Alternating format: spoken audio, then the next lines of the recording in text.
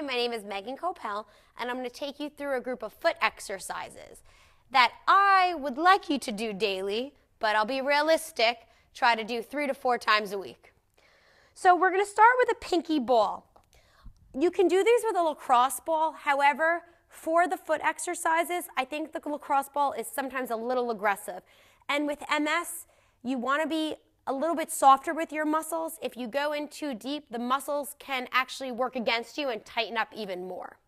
So what we're going to start with is just a basic foot roll. So what you're going to do is start with the ball underneath your big toe, and you're going to roll all the way down. And I'm going to turn my foot to the side so you can really see I'm rolling down the length of my foot. And as you'll notice, there's some road bumps in there. See how that just jumped? So that means I need to take a little bit more time at that place. So we're going to roll down through between each metatarsal bone all the way to the heel. This is really to warm up the fascia and the muscles of the foot.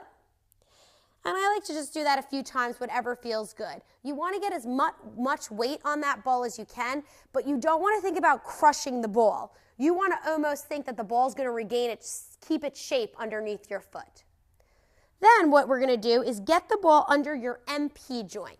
Your MP joint is what separates the metatarsals from the phalanges. So it's that big joint right here, not these little joints in the toe.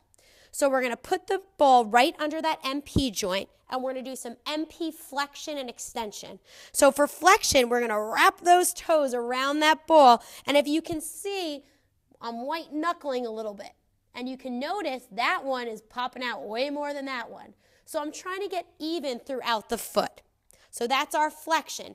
And a lot of times, which is happening to me right now, your foot can cramp a little bit. I like to just breathe through that foot cramp and it will dissipate. If it doesn't, just ease up on it.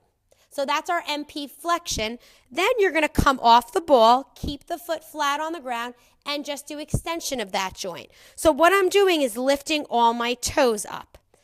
And if you notice, my pinky toe doesn't like to behave. It should be lifting with the others.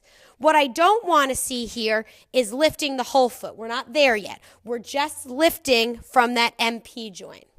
So we've rolled, we've done flexion and extension at the MP joint. Then I like to do a little bit of rotation. So you're going to rotate side to side, trying to get the big toe and the pinky toe down. If you also notice, I'm using this foam roller for support. I do recommend holding on to something. This way you can stay balanced and have your weight on the ball. Good. And then after all those exercises, I like to go back through and roll out my foot one more time. Now, a treat I do for a lot of my clients is I try to drop their talus bone. Your talus bone is one of the bones in your foot right above your calcaneus bone, which is your heel bone. You can do this to yourself by standing over the ball. What inevitably happens is people do one of these and smush the ball. We don't want to do that. We want to think of the foot like a rainbow over the ball. So just doing that a few times, thinking heel to toe, and then keeping the heel down and rolling the entire foot, pushing as much as you can. Trying to get this bone to drop over the ball without smushing it. So this next group of foot exercises are a bit challenging and can be very frustrating, as you'll see when I'm doing them myself. So what we're going to start with, just how I talked about earlier, we did flexion and extension at the MP joint. So when we do our extension, we want to lift all the 5 toes.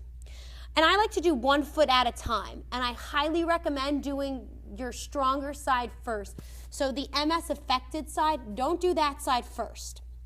And please forgive my lazy pinky toe here. So what I want you to do is lift all 5 toes. And what we're going to do is a wave of the toes. I'm going to spread my toes, lower my pinky, my 4th toe, 3rd, 2nd, and 1st. And again, 5, 4, 3, 2, 1. Now, this is very challenging. I always say it's more of a brain workout. And I always can say your toes are the furthest thing away from your brain. If you can control your toes, you can control anything. Well, maybe not everything. So again, we're going 5, 4, 3, 2, 1. And then we'll go the opposite direction, where we lift them all and go 1, 2, 3, 4, 5, which is much more challenging for myself, to be honest. 1, 2, 3, 4, 5.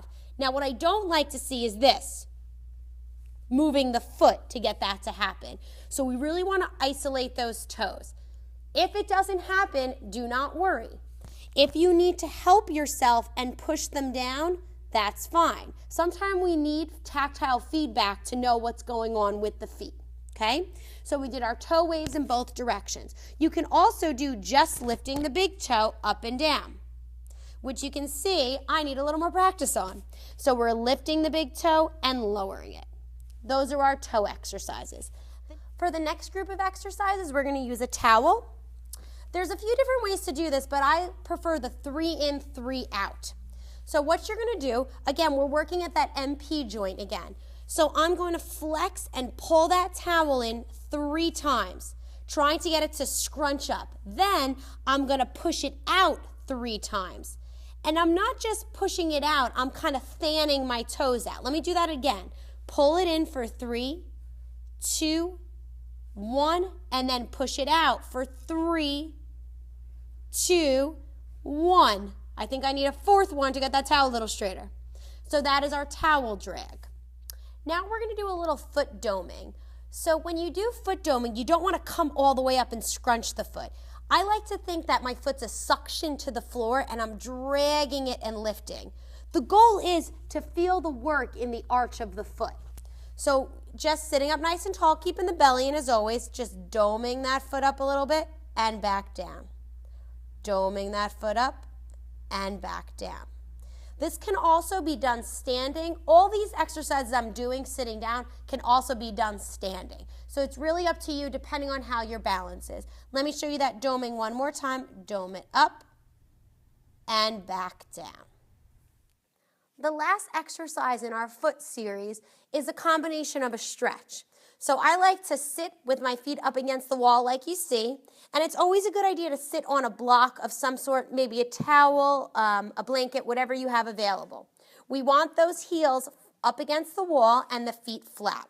So our first order of business, we're working on our dorsiflexion here to help if you experience foot drop. So what I'm going to do first is pull my feet up against the wall and back down. Pull them up away from the wall and back down. I'm going to do that 5 times and then relax. Then I'm going to push my feet in the wall as much as I can for 30 seconds. Good. And then after that 30 seconds, I'm going to go back to my 5 lifts. Now, if you cannot get your foot off the wall, that is fine. I want you to focus and visualize those toes pulling back towards your knees. Another good thing to do is if you have a mirror available, you can take the mirror. So let's say my left side is affected from MS, and that's where I experience my foot drop. So what I'm going to do is I'm going to place a mirror between my legs here. Then I'm going to just look at my right foot doing the work. It's almost like a bit of a trick. It tricks your brain to thinking that the left leg is lifting just as much as the right leg. If you don't have that mirror available, something you can do is change your gaze so you can only see the right foot. Or another great thing to do is just simply close your eyes. This way we're not relying on our vision and we can feel it coming back. Okay?